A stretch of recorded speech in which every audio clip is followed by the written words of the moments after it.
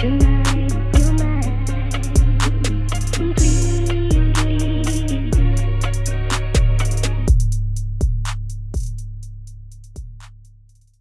back to Good Morning Let's Basketball. These are my co-hosts Kevin and Daniel. Make sure to subscribe. We are on the road to 100 subscribers. Follow us also on our social media accounts. We've been active, posting highlight reels from our podcast episodes on there, so make sure to check those out. And Kevin, if you can start us off with our first topic today. Absolutely. So we've been seeing a lot of talks about this offseason just with a bunch of stars, requesting trades, and as well as a bunch of the rookies coming in. So a lot of them are grabbing the attention, as well as John Morant for his acts. But there's a lot of great players in this offseason that haven't been really getting talked about. So that's what us three are going to do today. We each picked a player that we think is going to have a great breakout season, all-star level season, maybe even an MVP season, that no one is really talking about in the media at all, or at least that I have seen because of the attention getting directed towards other places. So the player that I picked, and I think he's like the least talked about second-year player ever. Whenever a rookie wins Rookie of the Year and has a good season, usually they get talked about like, oh, what are they going to do in year two? What can we expect? Will they make an all-star team? Is it possible that they win an award? But I have not seen this guy get talked about at all. And my pick for a player that's not getting talked about enough to have a breakout season this year is Paolo Banchero. Now, what first surprises me about him is just how big this dude is. 6'10", 250 pounds, and he turned 20 years old not that long ago. I remember watching him in college because I'm a Duke fan. I tried to catch as many games as I possibly could. He always looked like he was the biggest dude on the floor. Even when he wasn't a lot, he just takes up a lot of space, and he has a very big professional presence. And that's another thing I noticed. When he was on the floor in college, I remember thinking, why is this dude even here? Like, he's so far ahead of everybody else in college. Like, for him to play one season just basically confirms that he's the best player coming out this draft, and he should be the number one pick, as he was. And Orlando Magic definitely hit it out the park with that pick, instead of passing on guys like Chet and Jabari Smith, which I bet was very tough. But they definitely made the right choice with this guy. Rookie season, he averaged 20 points, 7 rebounds, and around 4 assists.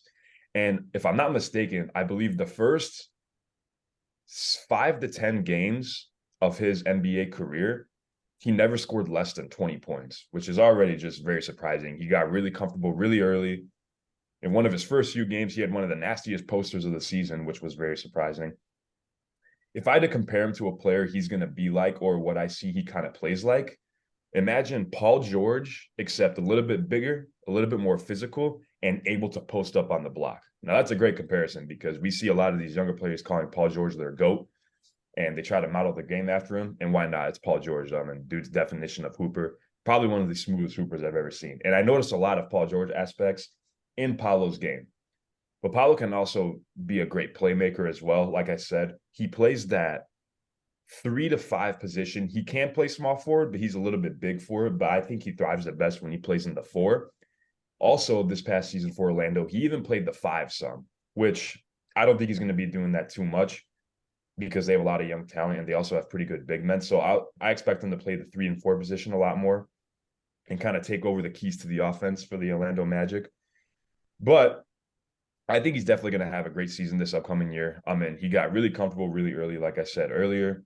He has a lot of confidence. He has no problem shooting the 3. He can shoot the 3 pretty well. I believe he shot around 40% this year. But towards the end of the season, he kind of dropped towards 35%.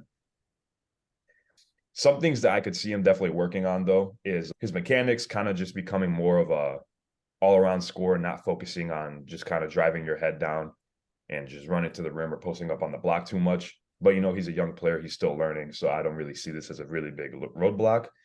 Also, defensively, he can improve a little bit, but I feel like every rookie, when they join the NBA, they can definitely improve defensively because they're not guarding so much kids their age, or in college, they're guarding grown men and veterans that have been there for a really long time. I think he has potential to be one of the best players in the league. His ability to play the positions 3 through 5 gives the Orlando Magic a lot of flexibility and advantages on both the offensive and defensive end because he's very fluid in the way that he plays, very coordinated, and he has a lot of power and skill.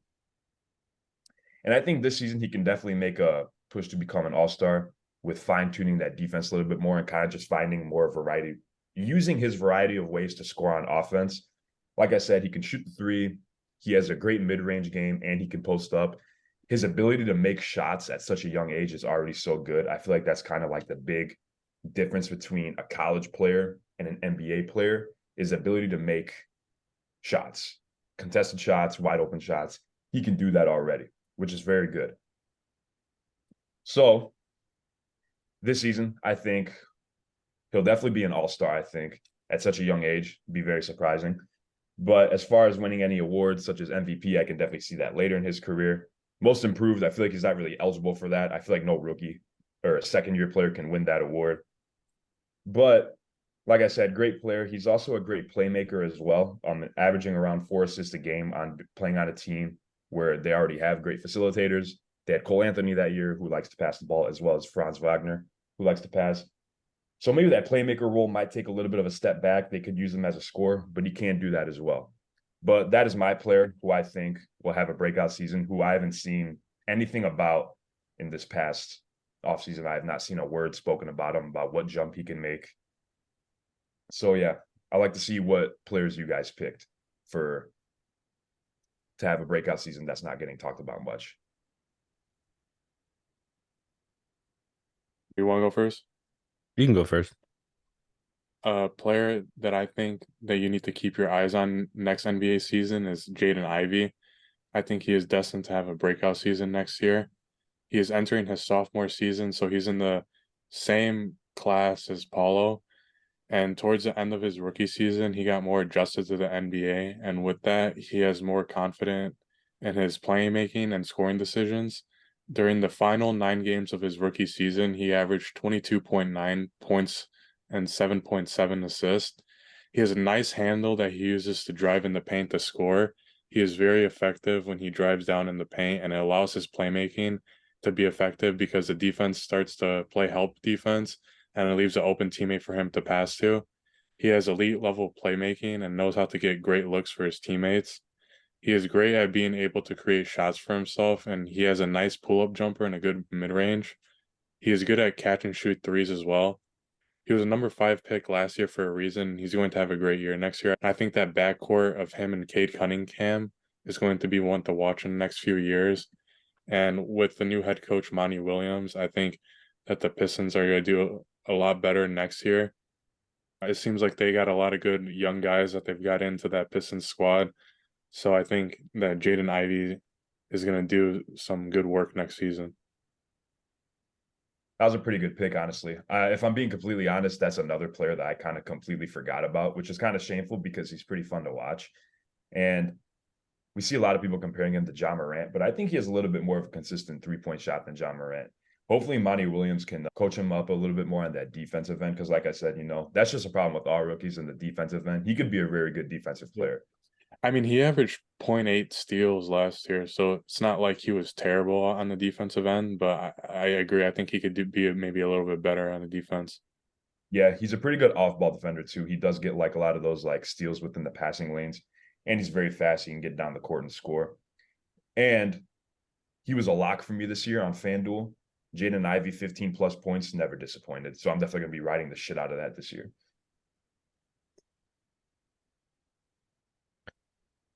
Yeah, so I guess I'll go next. My pick for this topic of conversation is Devin Vassell. Devin Vassell is a 22-year-old right now that's 6'5", 200 pounds from the Florida State University. Currently plays on the Spurs. And there's a couple of reasons why I picked him. I'll just kind of start with number one. I think he's really good from the videos that I've seen at finding open passing lanes and getting to his spots. He's more of like an outlet bucket, meaning to me that he's not the guy that has the ball in his hands all the time, but he's that great secondary option on a team to where, especially on this future Spurs team, I figure that this team's going to have a lot of people kind of trying to go at them and trying to stop Wemby in the paint. Therefore, I think that the Spurs are going to be looking for another guy that can kind of handle the workload on the court. I do believe that that's going to be Devin Vassell. One-on-one player, he's great with his back turned towards you. He can go back out past the arc, shoot a three, drive in, get you a bucket inside, or pull up for a mid range.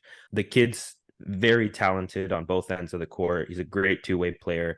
Definitely needs some improvement on both ends, but I think overall he's a great offensive player, and he does have some defensive traits to him as well. In terms of his 3-point shooting, he's not perfect, but who is over the course of his career average. He's been about 11 points with 3.7 rebounds and 1.9 assists per game.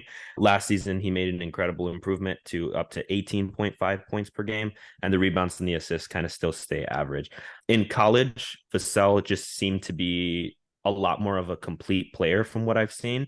From the clips I saw, it looked like his court vision, finishing ability, athleticism, as well as his confidence were all on point when he was at Florida State University. So I think what's going to be most important for this upcoming year for Devin Vassell is basically just getting, like Kevin said, more efficient at his shooting, right? So the biggest difference, like Kevin said, between college and the pros is how able these players are to make their shots and how consistently they can make those shots. So if Devin Vassell can improve his accuracy on the court, I think that he's going to make huge changes to that Spurs team. He's going to be part of the reason why this team is so good next year. But yeah, like I said, Wemby is going to have a lot of issues early in the season with double and triple coverages being called on him. And I think that there's going to be a lot of people that are going to be aggressive down low in the paint to try to get a stop.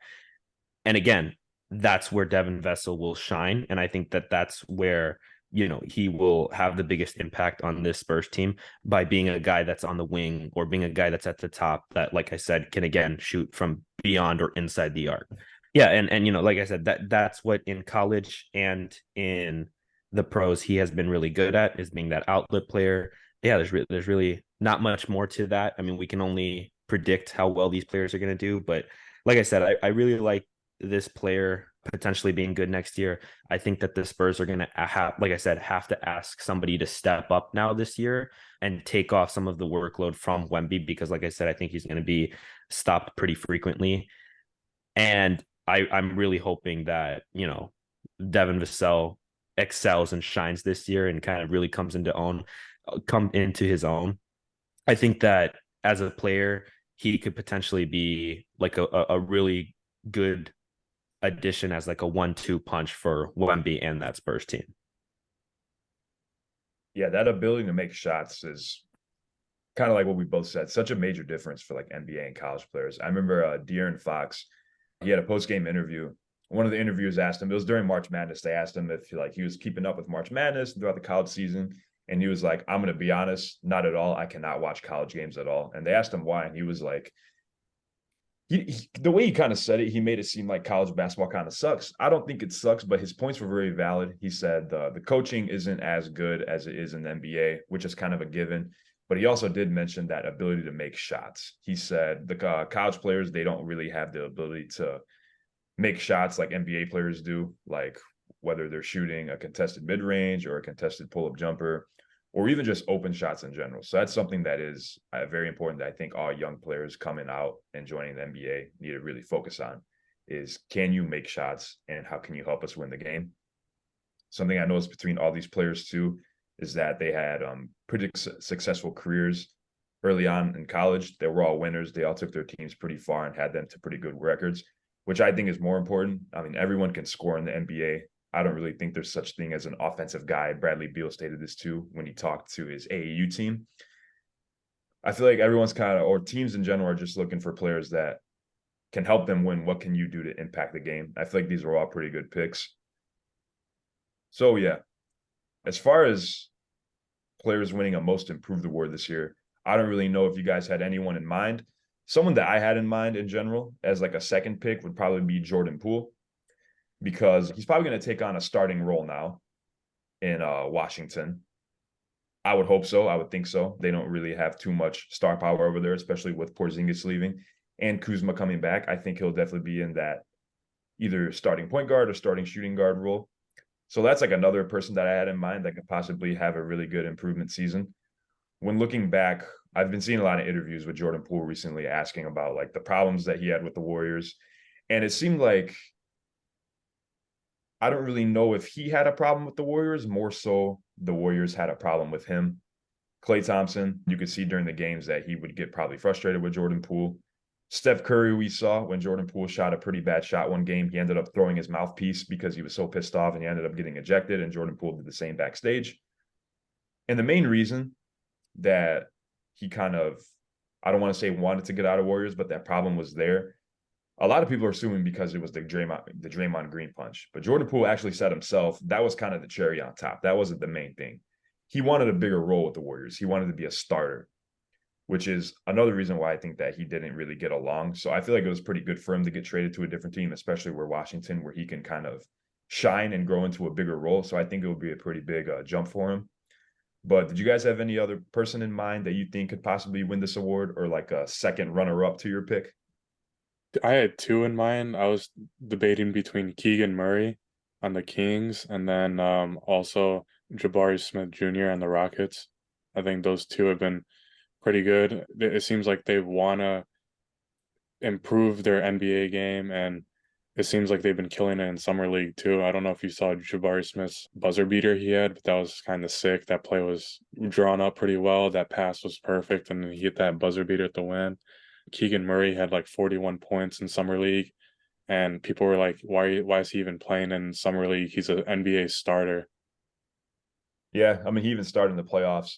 But Keegan Murray, I think he's definitely gonna have a nice. I think he's gonna be a pretty solid NBA player. I definitely see him being an all-star. The Kings even expressed themselves that they see Keegan Murray as like potentially being a franchise guy. They have De'Aaron Fox, they have Sabonis, so hopefully they can keep him around and keep those guys around as well, because the Kings were a team when the season ended that I feel like a lot more people are noticing a lot more. A lot of Kings games weren't televised throughout the season, even though the amount of success that they had. I think this is definitely a team to watch out for. Like I said, they already have their franchise guys in Sabonis and De'Aaron Fox and a bunch of other various other pieces that help that team as well, like Davion Mitchell. So adding a young player like Keegan Murray, I mean, he's a great shooter, great rebounder, and he can defend. That's three traits that I already think are make a great NBA player. So that's a pretty solid pick in Keegan Murray, I think. I think he's going to have a pretty big jump in his second year as well. Yeah, and honestly, I was gonna say about you saying like the Sacramento games not being televised and stuff. Well, I've heard that like Sacramento is a small city.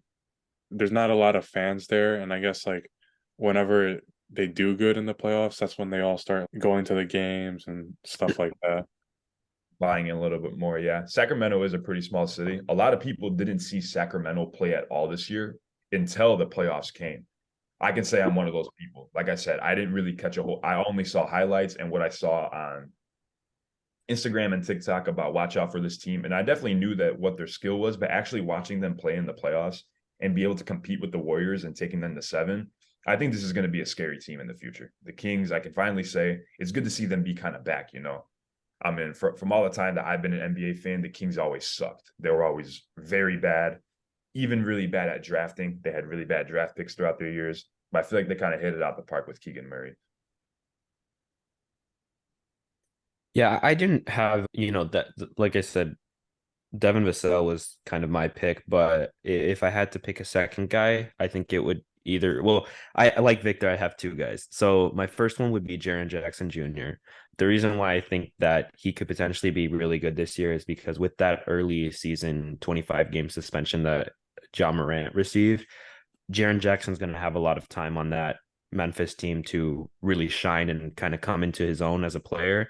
I think that with the new additions that they've made, like with Marcus Smart, as well as just, changing the offensive program entirely to not work around John Morant anymore. I think a lot of guys are going to have more shots, and I'm hoping that Jaren Jackson will be one of those guys that is just in the right position to succeed, because we've seen, that he's a really good basketball player. He just, I think, needs, more shots being put up and kind of more of a spotlight, and we'll see how he does.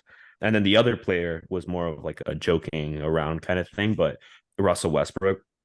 I think that a lot of people are counting out this Clippers team going into next year, or maybe I'm wrong. Maybe people aren't counting them out, but from my perspective, it doesn't really seem like anyone cares or thinks that they're capable of anything. But as I witnessed last night on 2K playing against Victor, on paper, that Clippers team is disgusting. They've got Paul George, Kawhi Leonard, Russell Westbrook, and for some reason on 2K, it's like they're black diamond or amethyst fucking prime Russell Westbrook and Paul George. But in seriousness, this season, if Paul George can stay healthy and active, and Russell Westbrook can finally pull his Jordan Poole size head out of his ass, then we could potentially see a pretty good run from these guys. I do think that he could has a chance at making most improved player. But yeah, those are my 3 picks. Yeah, this Clippers team does look pretty good on paper, which kind of leads us into our next topic of discussion about James Harden. Still hasn't been traded yet. He's voiced his frustration with the front office on Philadelphia 76ers with their approach to making a trade happen.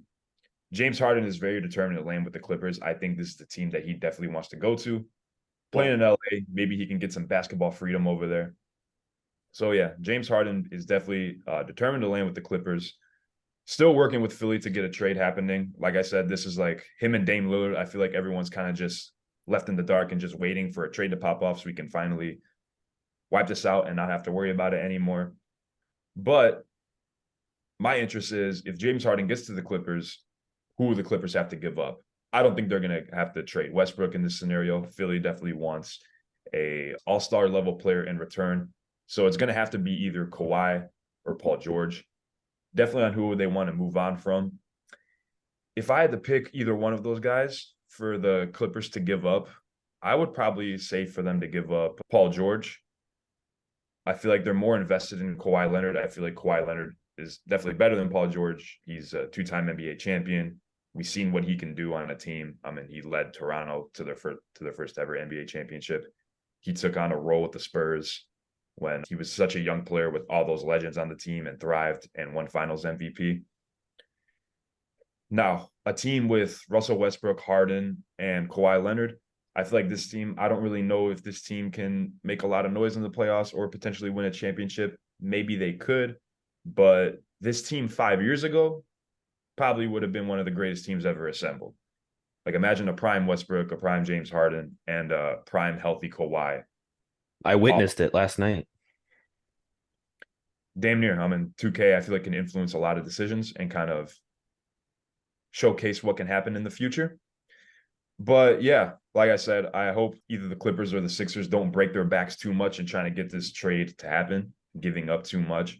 But an LA team to see Harden and Westbrook reunited once again. I mean, they played together in Houston, which I felt like was kind of a blur to everybody. I don't even really remember Westbrook in Houston. Not too much happened, as well as when they played the Thunder. Well, Harden's fat suit is back on. I don't know if you guys seen that picture that's been floating around recently today. No. But I don't doubt it at all because this always happens when it's the James Harden effect. Whenever he wants to get a trade, he'll get a little lazy, he'll get a little pudgy. Maybe see a few videos of him on TikTok at the club with Lil Baby. I actually did see that when he was at that all-white Illuminati party. He was chilling out, hugging out Lil Baby, whatever the hell that party is. I don't know what the hell goes on there. A lot of weird shit, I bet. Oh yeah. What I was Secret surprised society type shit. seeing that party and just seeing all like the famous people there. They had like Jay-Z and Beyonce. They had Kevin Durant and a bunch of other celebrities, Kim K, Tom Brady. Then I saw a picture and fucking Grant Williams was there. It blows my mind that out of all people, all these high profile celebrities, this freaking sea urchin somehow squeezed his way into the party. I'm definitely going to say he was a +1, but not important. I mean, Kind of went off topic there a little bit, but I don't know. I was gonna say, I kind of agree with you. I really hope that these two teams don't go too much out of their way to make this trade happen. I think honestly, like you said, both teams would almost, and you didn't say this, but I personally believe that neither team would really benefit from a trade. It almost seems like, no one wins in this situation. And the reason why I say that is because I think with this team that the Clippers have right now, Paul George, Russell Westbrook, Kawhi Leonard, those are 3 relatively serious guys that do want to contend and win a championship. And we've talked about last episode how James Harden doesn't seem like he has that same level of drive in him anymore and doesn't have that same level of competitiveness that he once had. So, I think that it would almost hinder the Clippers to make an addition like that, especially when, they have two guys or three guys that really want to win a championship, and then one that's just like, I'll score 45 and, get a hot dog afterward, go to the strip club, something like that. I just think that there could be a better addition to the team, or something else that the Clippers could give to the Sixers in return for not losing, someone like Paul George, who I do believe is a good player to have on that team. But we'll see. Very possible that Harden comes back next season with vengeance, as they call it, and then you see that one post on Bleacher Report where it's just him all sweaty and he looks ripped, and they're like, Harden looking dangerous. The whole league is on watch. No, they're not. No one cares. But we'll see. It could be an interesting season ahead. So I'm just gonna do a hypothetical on if the Clippers and 76ers get an agreement done where they keep Harden, Paul George, and Kawhi. So if they do this, is it gonna be enough? I think during this offseason, the Clippers can afford to offer both Kawhi and Paul George 4 years, $220 million contract extensions. And if they keep Paul George and Kawhi together, this team can be scary with Harden. The one thing that the Clippers have been struggling with is staying healthy, and Kawhi might miss the beginning of the season due to his right knee injury. If this team can stay healthy when he comes back, we might see the Clippers potentially win their first title. We saw that big three of Harden, Kyrie, KD. They went 13-3 together when they all played, and Paul George and Kawhi have played 142 games together in 4 seasons with a record of 96-46.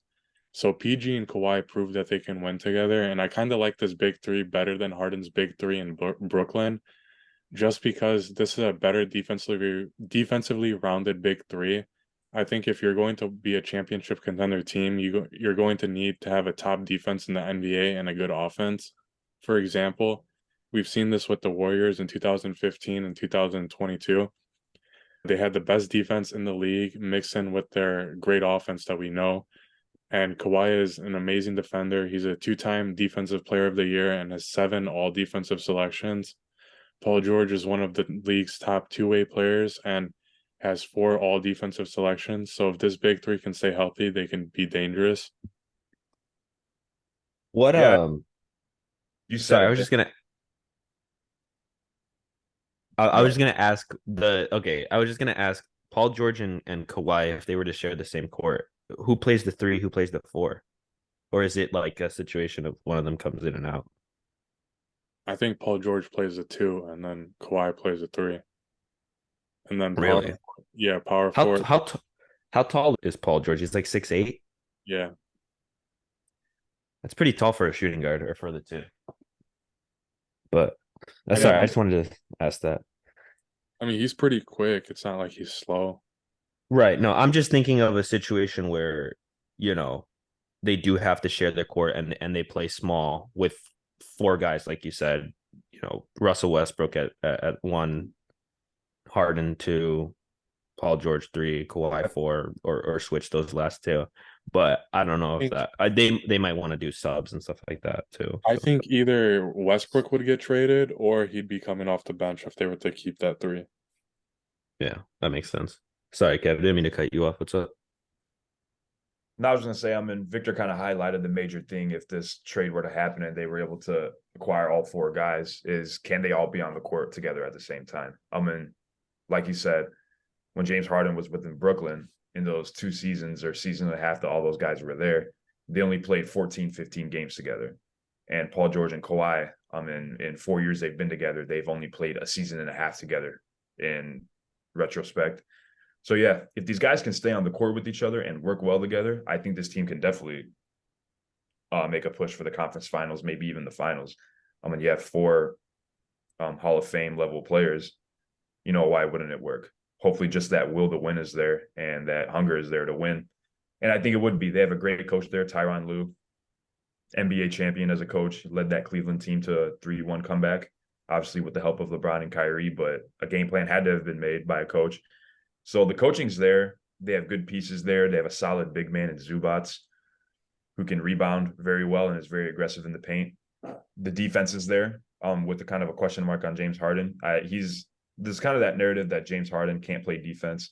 and that he's a bad defender, but I really don't think he's all that bad of a defender. I mean, he's a pretty good off-ball defender too.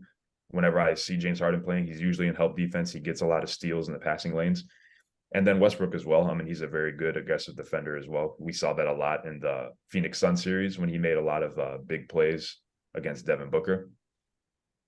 So, yeah, but if these four players, if this hypothetical trade doesn't happen, which I don't think it will, I feel like Paul George is going to be the one that gets sent out to Philly. And I think Philly would be better off in this trade because they're getting rid of James Harden. I mean, he clearly doesn't want to be there. He requested a trade. He's working with them, and he expressed that he wants to land in LA. So a Philadelphia team with Maxey, Embiid, who's the reigning MVP, and as well as an NBA veteran like Paul George, Philly could be pretty scary, I think. And they finally have a good coach in there. They got rid of Doc Rivers. Nick Nurse is a great coach. And they have great pieces around them who they ended up bringing back in free agency.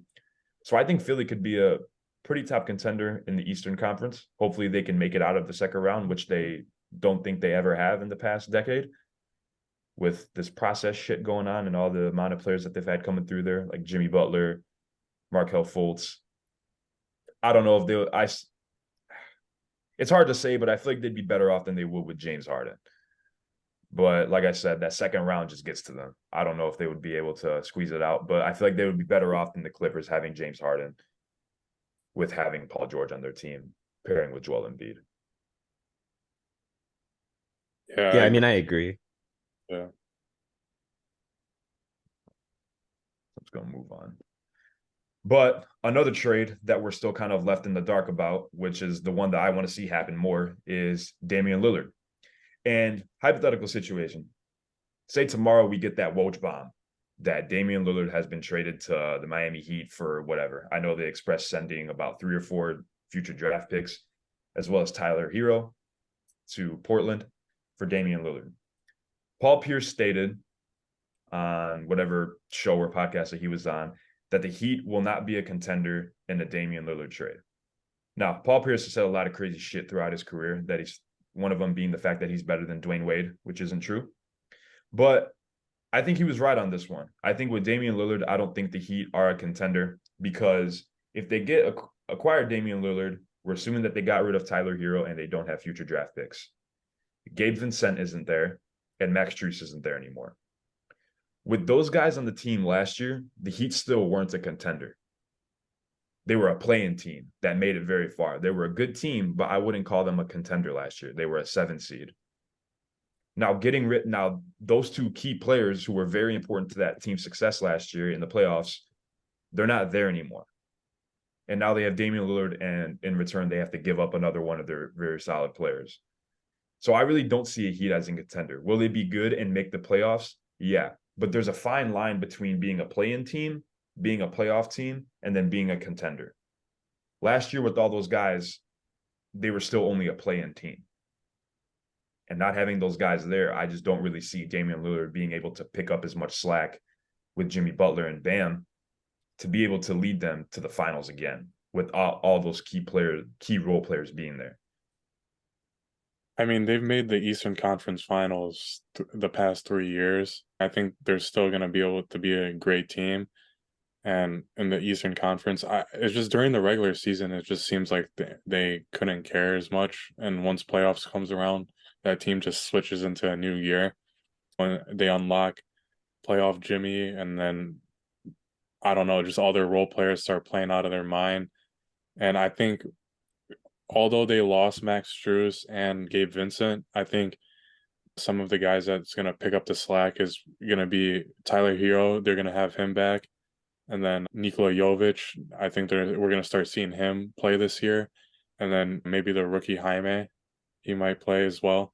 So we'll see what happens with the Heat. I don't know what they're going to give up for Damian Lillard, but if they can keep those 3 guys or something along those lines, I think they could have a pretty deep playoff run. I agree with Victor. I do think that this Heat team really does kick it into high gear closer to the end of the season when it's time for playoffs and it's time for a team to get serious about winning. And I think I talked about this in length in other podcasts about teams like the Warriors, teams that go into the regular season already knowing that they're a contender, and therefore basically do a lot of load management, making sure their players are healthy throughout the entire season, like really stretching out that longevity. That way, when they get to the end of the season, their players aren't beat up from trying to, record a season high record or something like that. And you guys have been adamant about the fact that you don't necessarily agree with that and whatnot. But my point is, I do agree with you, Victor. I think that this Heat team will be good no matter kind of what happens next year. If Damian Lillard doesn't go there, I am a little bit weary of that team because, like Kevin said, they did lose a lot of players off the bench, and that is definitely key to winning and getting to the playoffs and getting to the Eastern Conference Final. But with the addition of Damian Lillard, with another guy that wants to win, with Jimmy Butler, and Bam coming into his own as a player, I think that Heat team would be really strong going forward. And I think a lot of the players would start to, pick up the slack if there was any on that team. So that's just kind of where I'm at. But one thing that I did want to say is, honestly, the way I'm feeling about this Damian Lillard trade now is just as like a fan over the years of basketball and watching these Woj bombs pop up in the Bleacher Report. It almost always seems that if it takes this long for an organization to make the trade, either they're not going to do it or they're going to fumble around and then throw in a couple of draft picks and he's going to go somewhere like the Wizards to play with Jordan Poole. You know what I mean? It just I could be completely off base, but whenever trades take this long and there's too much of this back and forth, to me it seems like the law of averages almost, you would assume that it's just not going to happen, or something else is going to happen. But it'll definitely be interesting. I Yeah, agree. Portland has said that they're very patient with this trade. They've came out and said that if this trade takes months to happen, then it's going to take a few months. They're not going to rush into anything or make a stupid trade out the blue. So I think a trade will eventually happen, but I don't think we're going to see Damian Lillard get traded anytime soon, unfortunately. But back to what I was saying earlier, Damian Lillard and Jimmy Butler, if they're going into the playoffs, let's say this trade does happen, and the only way this trade is going to happen though is if they're going to have to give up Tyler Hero and draft picks. That's the only way I see. Because if they don't give up Tyler Hero, then who the hell are they going to give to Portland? Portland really wants a star level player in return, and Tyler Hero is the only player remaining on that team that I think they can offer for. They're not going to give up Bam. They're definitely not going to trade Jimmy. And Strus and Vincent aren't there anymore to trade because Strus went to Cleveland and Vincent is now on LA. With this team in the playoffs, Butler's going to have to play the way he usually does. Damian Lillard is going to have to do his thing as well as Bam. But they don't have those two role players anymore there to really kick it into high gear. And I feel like with those lack of role players, they're not going to be able to beat the better teams in the East that do have really good role players as well as stars performing, like Boston, because Boston definitely did get better now. I mean, they have Kristaps Porzingis. I don't think they got an insane amount better, but it's a switch up. It's going to be a big switch to their offense, as well as Smart not being there. As well as, let's say Philly pulls off a trade and they now have Paul George over there and they don't have Harden anymore. That's another contender there that I don't think that they would be able to beat.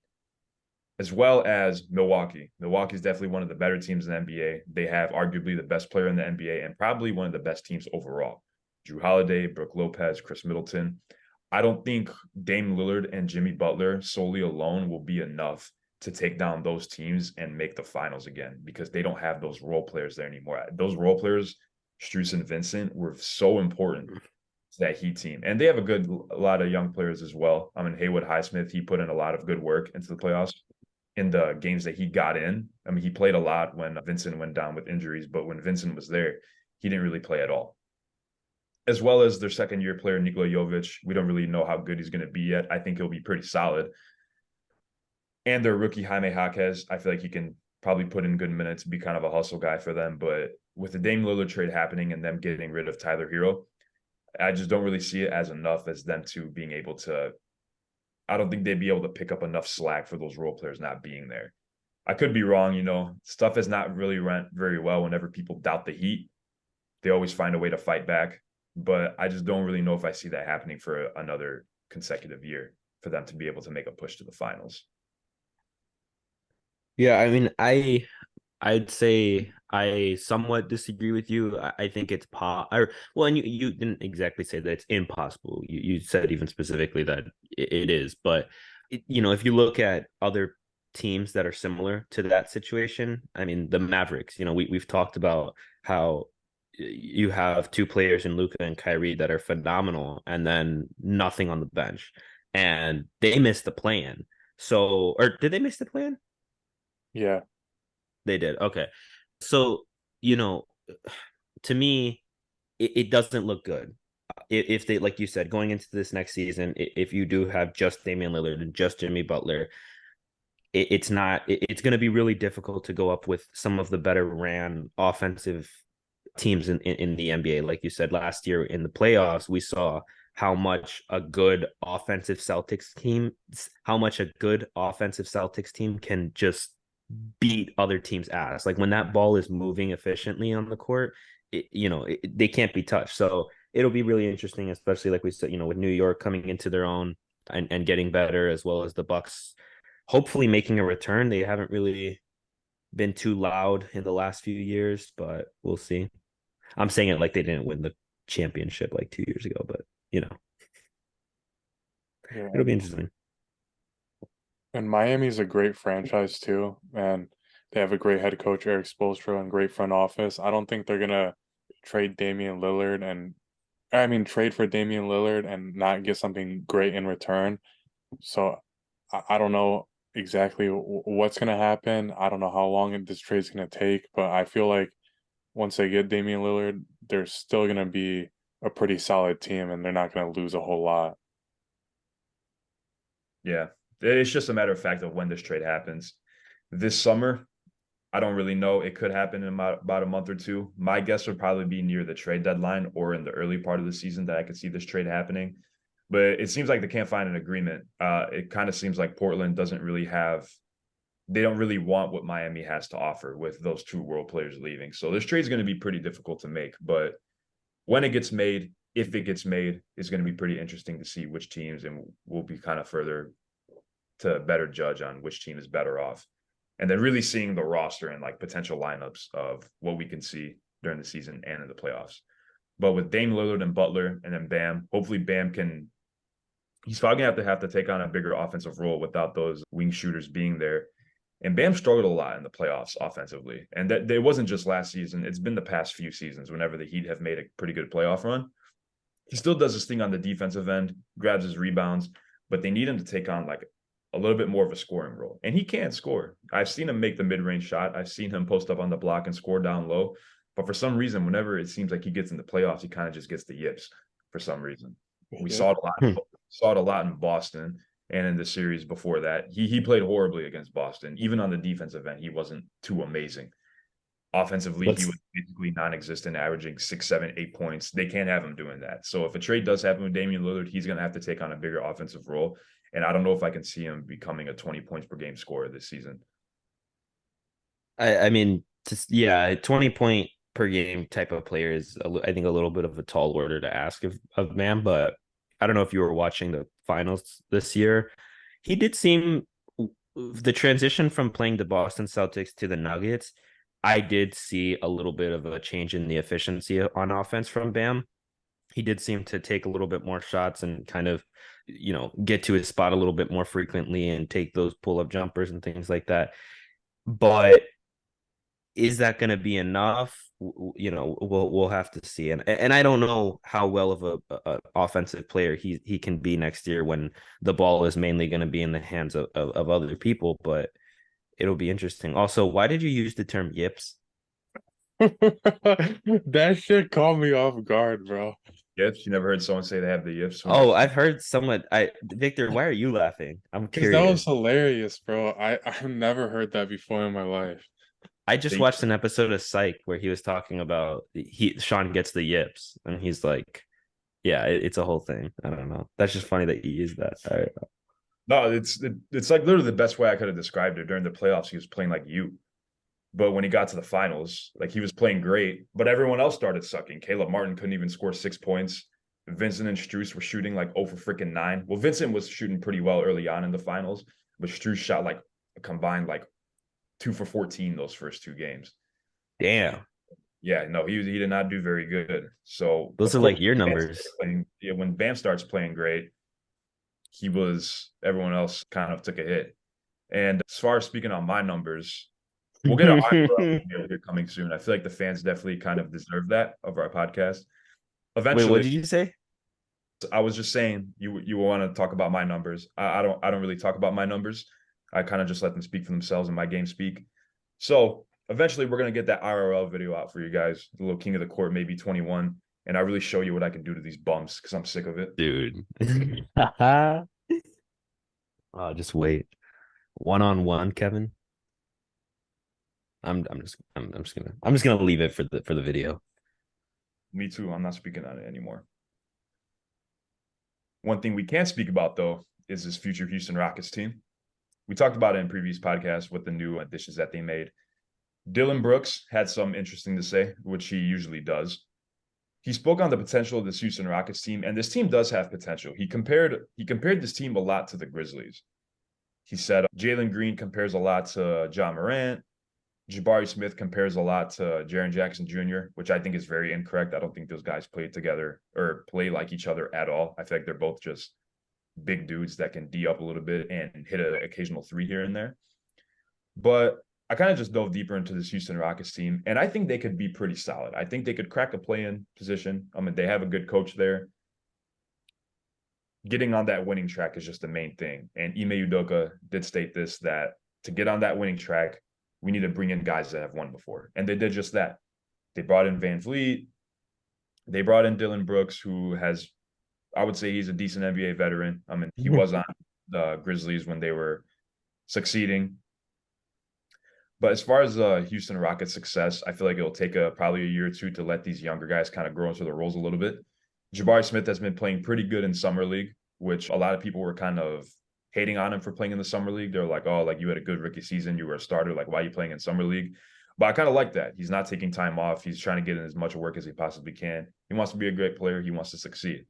So hopefully, guys like Jalen Green can buy in a little bit more. I mean, he's a young player with it seems like all the money in the world.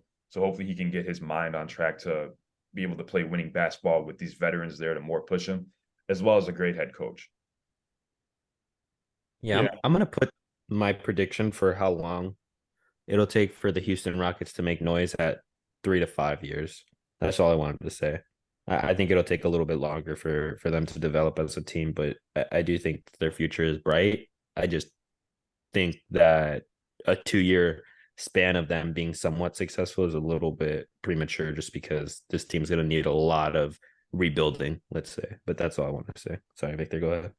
No, I was gonna say like similar to what you said. I think they got a young, good core of guys that they have there with their building with their draft picks. They had a good draft pick this year with one of the Thompson twins, and then what they already have with Jabari Smith Jr., Jalen Green, Kevin Porter Jr.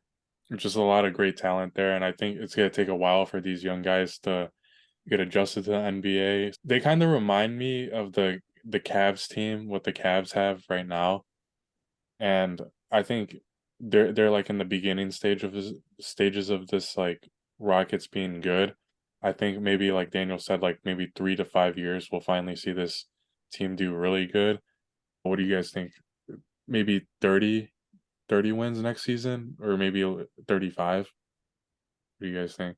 I'd probably say more towards like 35 or 40. They can probably squeeze out because they have an interesting like lineup on their team. They have a decent amount of guards with Dillon Brooks, Van Fleet, Jalen Green, as well as I believe it's Usar. I don't know if they drafted Amen or Usar. Regardless, he's another guard there as well. So it's going to be interesting to see of who's going to be starting and who's going to be coming off the bench.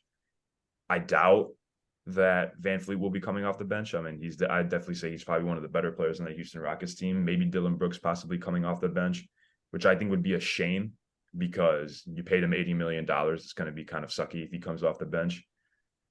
They dropped $200 million just on Van Fleet and Dillon Brooks. I feel like that money could have been better spent, or you probably could have paid him less.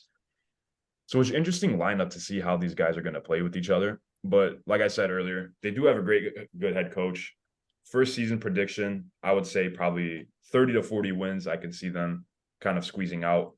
I don't think that's good enough to make the play in, but it's definitely going to take time with those younger guys to develop a little bit more. I think Jabari Smith is going to be a pretty good 3-4 player in the league. He can shoot the ball, he can defend well, and he kind of fits like that current NBA player stretch four role pretty well.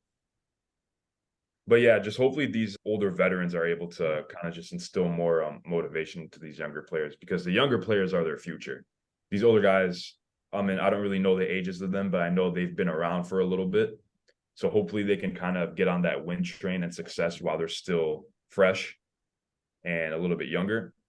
And then hopefully in return, that can make their future pretty bright with Jalen Green, KPJ, and Thompson as well. But yeah, it'd be good Yeah, to see the Rockets back on the win track when they had James Harden there. That was like the last time that they were winning. They're a fun team to watch back then. I know it's a completely different team, but I think they can definitely find success. They have a lot of young players there who are very athletic and can shoot the ball very well. So I think in a few years, we could possibly see this team contending in the playoffs. I'm gonna go bold and I'm gonna say my prediction for them next season is gonna be somewhere between 42 and 46 wins. I do think that they'll make a significant improvement from last year, and I think that they will be an efficient squad on offense. From my hold on, my cat's eating my cord. Let go, let go. From my perspective, what I see with this team is that, like you guys said, they brought in two experienced players, guys that know how to win, guys that have played for well ran offenses and just teams in general. And so I think what their plan is, if I was an organization, is to have guys like Dillon Brooks, have guys like Fred VanVleet, and if they can make any other additions to the team, then do that.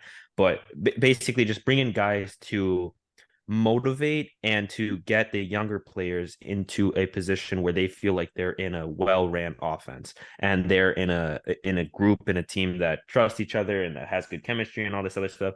But it's really just, to me, a stepping stone, right? Or whatever you would call that, a step.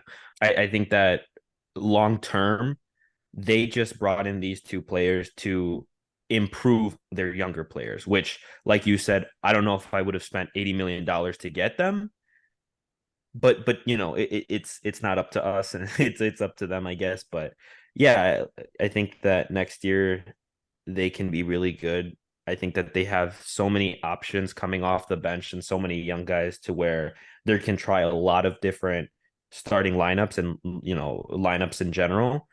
And I think you're going to see the Houston Rockets have a lot of future options of young players to turn to when they need to win a game going forward. I don't know if that made sense. That was kind of gibberish, but I think you guys get what I mean. I think an improvement will definitely be made. It shouldn't be hard to make an improvement. I don't even think they won 20 games last season, considering They had 20. they had 20 exactly. Pretty solid. Not solid at all. That's pretty bad. But I think an improvement will definitely be made from 20 wins. Should it better with all these guys coming in? If not, then it'll definitely be a big L for Houston. But yeah, time is basically what this team needs. Hopefully these older guys will be willing to coach up a lot of these younger guys, because Jalen Green's kind of out there hooping like it's an AAU game. Hopefully they just need that maturity. Yeah. And these older guys there, I feel like it'll definitely be happen, but it'll take a couple of years for this team to actually find that good lineup that they have, because like Daniel said it pretty good, they do have a lot of options and a lot of potential lineups that they can make.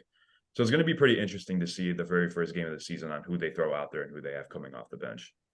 Well, I saw something saying that Ime said he's developed a plan to have Jalen Green and Jabari Smith Jr. be like the franchise cornerstones of that offense. So we're gonna see next season what that plan involves, and they might be the future of that franchise.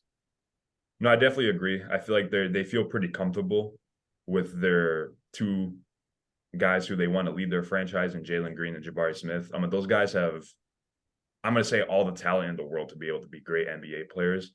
Just hopefully they can get on that winning track and become winning basketball players instead of just good basketball players, to where they can score a lot of points per game. So being able to become winners, I think, is the most important thing for this Houston Rockets team to find success.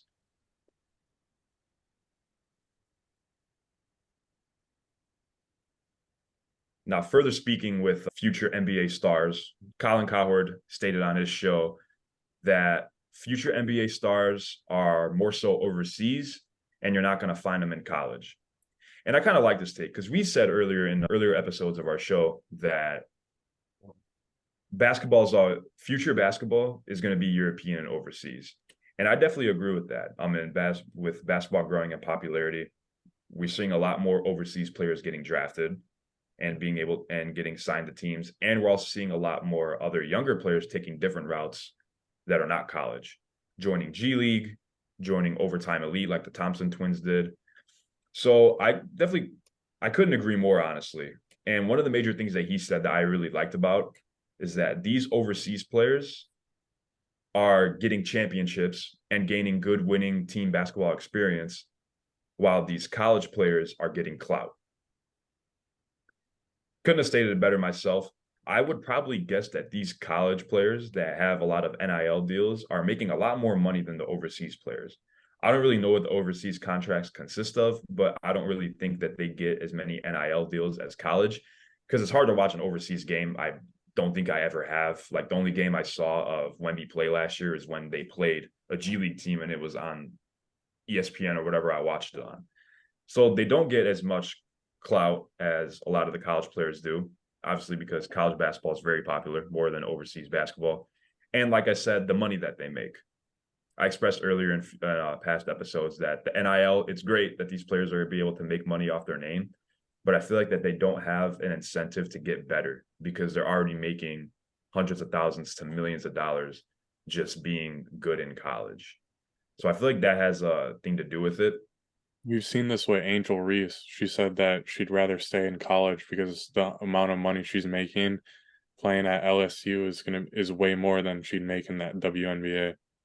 Yeah, and no, that's definitely a smart move. I remember when she said that because like people were asking her when she was on podcasts, like, how come you're not entering the WNBA draft? Like, you're definitely good enough to play. Like, why are you staying another year in college? And it's literally what she said. She was like, I'm making way more money in college. I'm making millions than I would in the WNBA. She probably wouldn't even be making millions in the WNBA, even with endorsement deals. So now with male college basketball players, I definitely don't think that's the case. I think they would make a lot more money in the NBA, but they're already coming into the NBA millionaires. Mm-hmm. And with the contracts they're going to sign, they're good. They're good financially. They can take care of their families. They have all that money. So I just don't really feel like the younger players don't have an incentive to get better. But these overseas players, they're not as popular. They don't get paid as much, and they're hungrier to win. They love the game for more than the money that they're getting paid. And the money's great, obviously. I saw Jeff T was on a podcast recently. I've been seeing him fly around a lot on my like Instagram and TikTok. He's a great storyteller, just like Shumpert. And what did he say?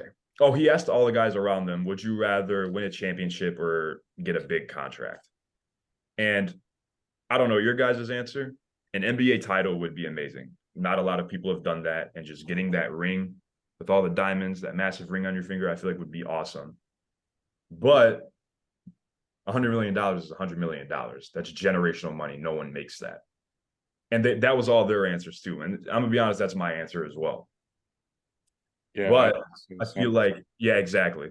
But asking a player overseas, whether they come from Europe or wherever the hell they come from, I'm just kind of curious as to what their answer would be. I think we know their answer.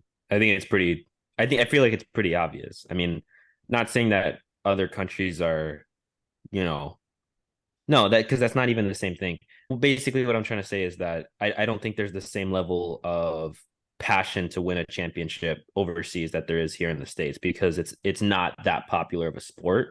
Like Luka and Jokic, when they go back home, like obviously people care, but the main sport in their countries is almost always going to be soccer or something else. So, I think that they're always 100% of the time going to say that, they would take the money. I think it's really hard to find an NBA player that would say, oh, a championship, unless they're already an established winner or millionaire, which comes like, both things come hand in hand. But yeah, it's easy to say, oh, I would easily want a championship when you're a 15-year veteran and you've made all of this crap ton of money and, oh, now I want to win. But for most people coming to the league, I think it's a business, and they understand that, and they know that they want to provide and create a, what's the word, financially unrestricted lifestyle for them and their family. Yeah, kind of just getting that bag early, I feel like is like what a lot of players focus on, but they also do want to win. But Mhm. after 15 years are up, obviously they want to have a good amount of money to sit on. You can't play basketball forever, but the amount of money that they make, they probably never have to work again, to be honest. But another thing I kind of wanted to bring up, and this is with the FIBA World Cup tournament coming up, as well as the Olympics next year. The NBA, I feel like, kind of has like a culture issue with players not wanting to go out and play for the US because they might be tired, they don't want to get injured, or they just straight up don't want to play. I feel like a lot of players are kind of getting too cool to play for the USA. And kind of just like looking at the team that they're sending out, I remember they released the roster for the FIBA World Cup. And the best player that I think USA had on their team was Anthony Edwards. Now, Anthony Edwards is a phenomenal player. He's great. He's going to be a star in this league, but that's their best player that they sent out. They got Jalen Brunson. They had Jalen Brunson on the team as well. Yeah. I I'd still still think say Anthony Edwards is the better player I in think that. Anthony Edwards is better than Jalen Brunson. But adding to that point, Jalen Brunson is going to be one of the other players on the roster who I would probably say maybe second or third best player on that roster, which is great that he's a great player. He's one of the better point guards in the NBA, I think. But going back to what I said about the culture issue, Giannis, Luka, and a bunch of other players, overseas players, they love to play for their country. Luka Doncic even said himself, "I would rather win a gold medal for Slovenia than win an NBA championship for the Rockets or for the Mavericks." Jesus. So these guys, they love to throw on their country's jersey and basically go out there and go to war. It seems like they want to win for their countries really bad. And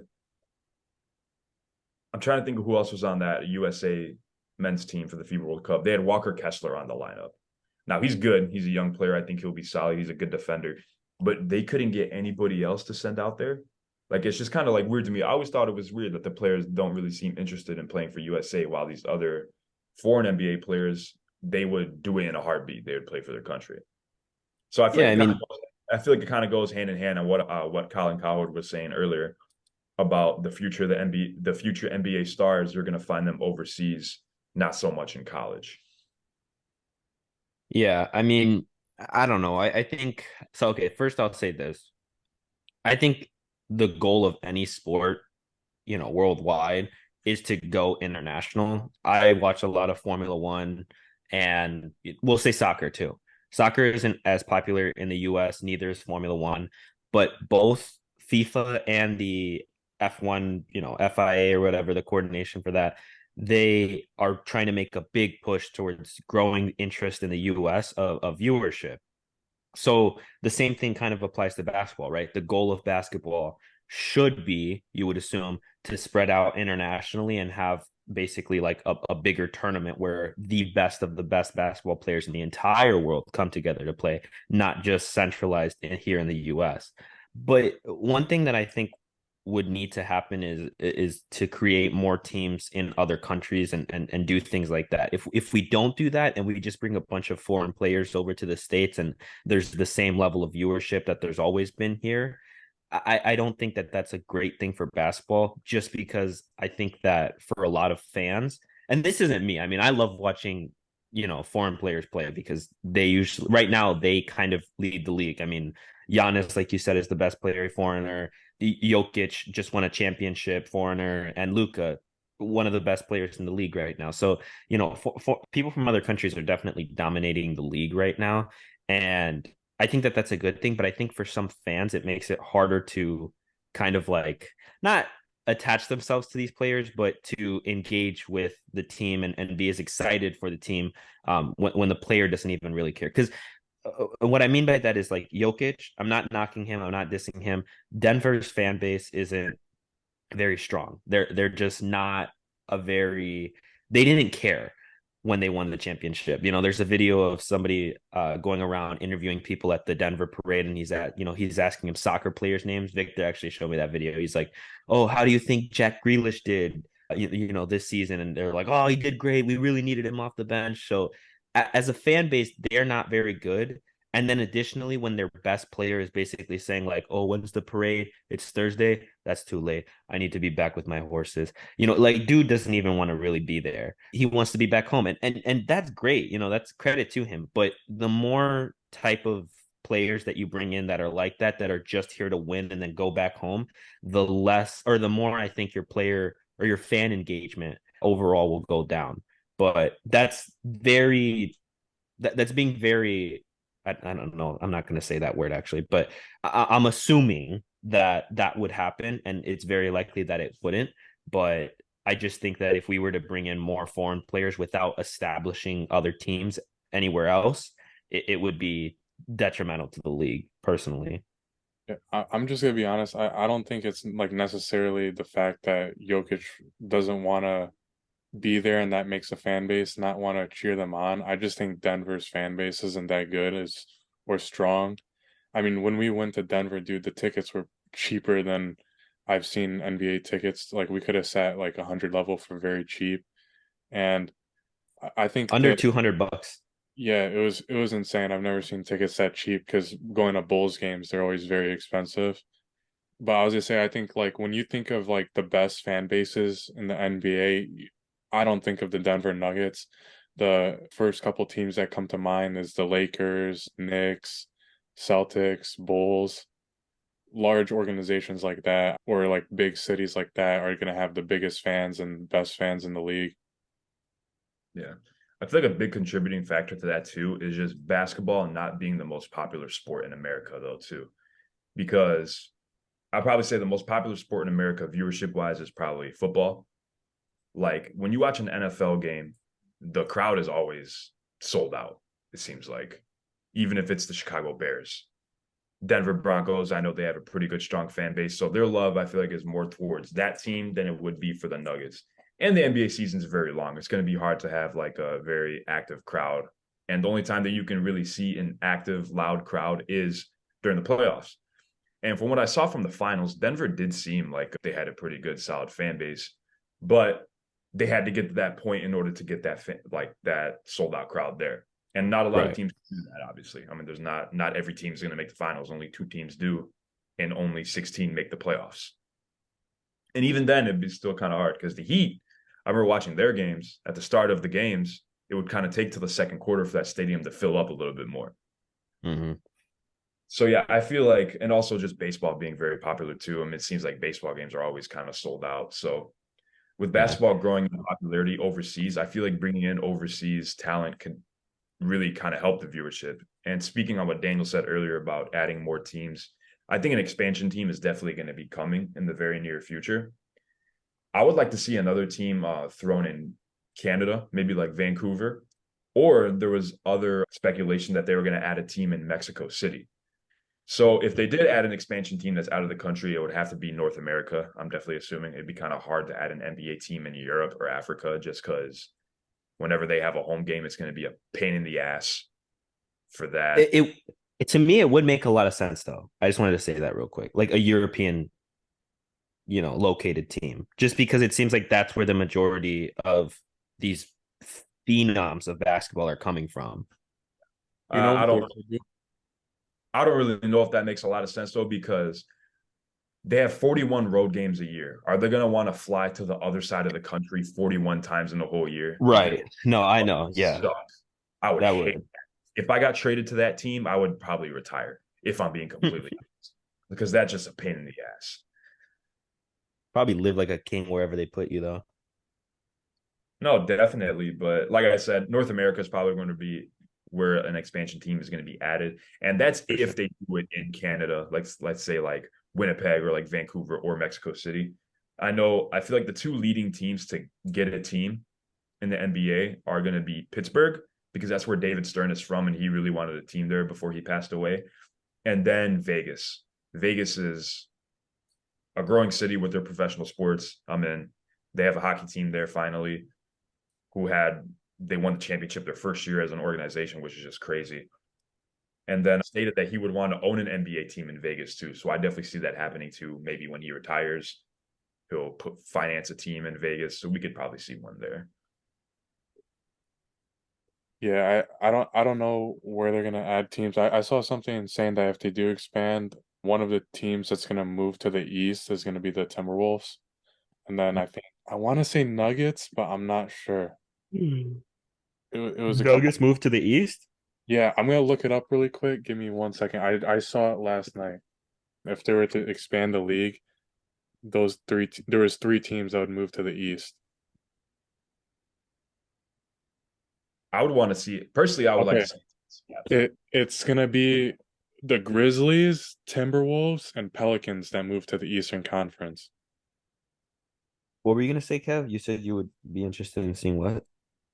If they do add an expansion team, I would want to see it to be Seattle because before they Hmm. made the move to Oklahoma City, Seattle's a pretty good sports city, and they had a pretty good fan base there in Seattle in those years. I mean, they made the finals a couple times in the '90s. Unfortunately, they lost to Jordan and the Bulls, but they have a stadium there. I'm pretty sure they could definitely make it happen, and a lot of people would want to see that. And the Supersonics are just like a cool looking team. The colors, the name, the city, it would definitely Yeah, fit. no. But I feel like that's not where their heart is. That's not really their priority. I feel like the number one priority for an NBA team is Vegas. That's what I think. That's where they want to add Yeah. it. Yeah, that's where the money's at right now. And Victor, Yeah. you said So Pelicans. You said Pelicans, Nuggets, and Timberwolves. It's gonna be Grizzlies, Timberwolves, and Pelicans. My vote, get the Kings out of Sacramento. Get rid of the Kings, honestly. There's three teams in LA or in Four, California four. and four, sorry. There's four teams in California and Sacramento is pushed up at the far northern side of California, almost near where Seattle is. I think it's down. Is it down? Sacramento's Northern California. Oh, It is okay. Well, no, what I was just gonna say is like if their fan base is so low already, and if they've been shit for so long, just let them die and shit and start another team. I'm mostly joking Sacramento had about a that. pretty good fan base. I'm not gonna lie. I remember seeing a regular season game. Kevin Herter hit a clutch shot in the stadium. The mics broke. Like Yeah. Sacramento, great fan base. They really do. All right, fair enough. And they're on that winning track now. They were second or third in the Western Conference this past year. They were third, I believe. So they're on that winning track now. It'd be kind of hard to move them. So moving them to Seattle, I feel like could be possible. But yeah, we would have to see. I've been wanting an expansion team for quite some time now.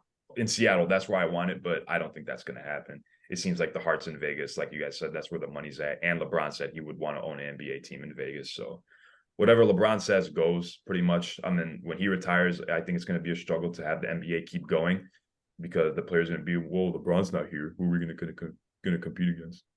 So that stupid shit. Just a bunch of Are you talking about when they had the player meeting? yeah, in the bubble, like it was stupid. Like when LeBron said, or when they had that players only meeting in the bubble, and how LeBron was basically like everyone was seeing what LeBron was going to do. That's what Austin Rivers said. And then Udonis Haslam, for some reason, was the rep for the Heat.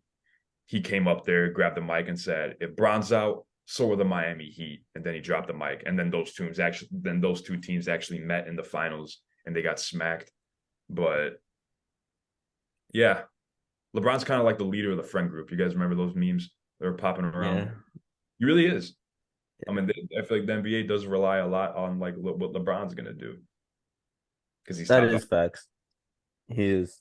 He's still the. I mean, he's the Tom Brady of basketball. Which is crazy to say because a lot of people would say like comparatively the goats, who's the goat, but Tom Brady has 7 rings, so I don't know. He's definitely a more established goat. But yeah, I mean, what I was saying about the foreigner thing was, because we're on the topic of expansions and things like that. It just seems like to me, when you look at players, like I said, Luka, Jokic, Giannis, their fan bases at home obviously love them, but it's almost like they get their majority of their attention or their love from either other countries or other fans from, other teams that are just like, oh, I really like watching that guy play. Victor's a Bulls fan, but he would absolutely lay down his life for Giannis Antetokounmpo if it was between him and him. I don't know, but yeah, I don't know. I just think that a lot of these foreign players are very beloved by everyone and not so much from their home city. Yeah, and I wanted to say earlier too is Wade Collins' statement on the international players. I think this is nothing new, and we're going to continue to see international players come into the league and be able to dominate. And some of the reasons that they are more prepared coming into the league than the college player is they're already becoming a pro basketball player as a teenager, which is crazy. And they're already playing with a 24-second shot clock too. And college players are playing with a 30-second shot clock. And the FIBA court is similar to NBA court. The 3-point line is just 2 feet shorter than the NBA. And with the teams in FIBA, it's a lot more team play than individual talent that you see in the NBA. Yeah, true. With the international overseas, I mean, it's no secret that it's a completely different game over there. They're a lot more team oriented. It's not as spaced out. So, like, if you do beat your guy in a one-on-one, there's a whole team there in the paint, and the rules are different. You're able to slap the ball off the rim. There's no defensive 3 seconds. In the NBA, Spencer Dinwiddie even said, like, when you beat your guy, no one's in the paint. It's completely open. You can shoot your shot. And then after Wemby's second summer league game, they were asking him just on like the major differences between like what he noticed in the NBA summer league and overseas. He said it was less physical. And a lot of other players have said that too, that the NBA is less physical than overseas is. So I feel like a lot of the European players say that Europe, they don't want to say it's harder and that the NBA is easier, but in turn, they're able to score more points in the NBA just because of the style of play being different. I think the NBA is definitely harder than overseas basketball just because of the level of talent, but it's less physical and there's a bunch of different rules. So I definitely understand the statement that Colin said that the future NBA stars, you're going to find them more so overseas rather than in college. Okay, I guess I didn't hear that statement correctly because that makes a lot of sense. I thought he was saying like something. I thought he was basically saying like you're like we're gonna see a complete shift to foreign players being who's gonna be picked, but he's saying like the most successful guys that come out of the draft and things like that most likely will be foreigners, and that's actually I think a really good podcast topic that we should kind of cover is like who we talked about who's most likely to do well next year, but more specifically, what's some foreigners that are coming into the draft next year or in the future that we think could potentially be the next Giannis or the next whoever. I think there's already I a guy also, season. I think his name's like Marco or something. They're saying they're projecting him to be like the #1 pick. oh, okay. I've seen that. I can't remember the kid's name, but like I said, for the draft next year, they're already anticipating the #1 pick to be an overseas guy. And there's a lot of good players coming into college this year. One of them being Bronny. Don't think he'll be the #1 pick, but that's a player everyone's going to be watching.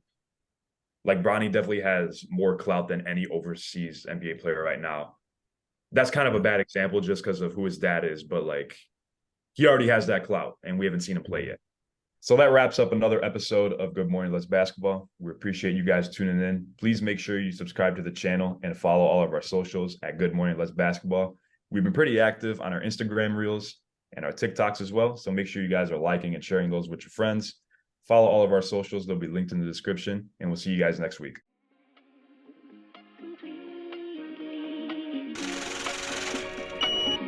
Tonight